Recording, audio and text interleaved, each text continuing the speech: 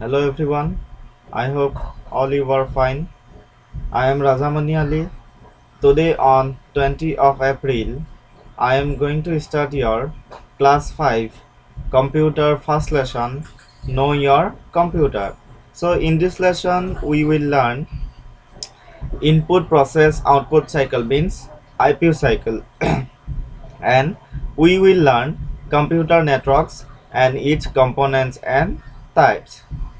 So today I am going to discuss what is input, what is IPU cycle. In IPU cycle, there have three steps. I means input, P means processing, and O means output. So now, what is input step? So if we enter data, facts, instruction through the keyboard or mouse, so this one steps called input steps. And when we enter data, instruction, facts into computer through the mouse or keyboard, then this one data, facts, instruction going to CPU. Then in CPU they also be processing, and they can also be come out a meaningful data. So this one process called process steps. And next step is last step is called output step. So what is output steps? When we enter data, facts, instruction into computer, then this one data, facts, instruction going to CPU, then they also be coming out a meaningful data. Then they also be coming out into our computer monitor screen. So this one process, this one steps called output steps. So all these three steps called IPU cycle: input, process, and output. So like example, playing games.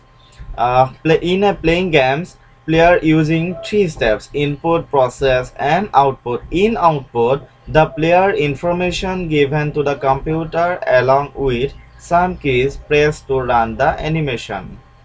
And when player press the keys and press the mouse to sending the instruction into CPU, then this one instruction going to process, going to CPU, then they can also be processed, and they can also become out a meaningful instruction. Then they can also become out in our computer monitor screen. So this one process called IPU cycle. Now you understand. And next I am going to discuss computer networks. So what is computer networks?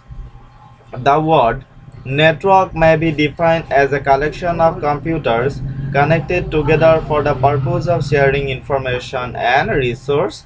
This one process called computer networks.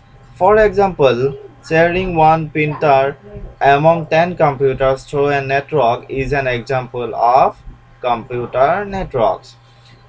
So computer networks, using the computer networks have various advantages. So now we can also be discuss only three advantages of using the computer networks. So first advantages of using the computer network is limited resource. Instead of connecting a printer to all the computers separately, you can connect it to the main network. In this way, every computer can share the printer, and one can print something from any of the computers whenever needed. So if one printer connected in lots of computer, then which one computer you need, then therefrom you can also be print out your needed things. And second advantages of using the computer network is desire to share information. Information is centralized, thus it is made available to all the computers connected to a network. And our last advantages of using the computer network is cost reduction. So cost reduction, it reduces the cost as an input device like a scanner and an output device like a printer can be easily shared.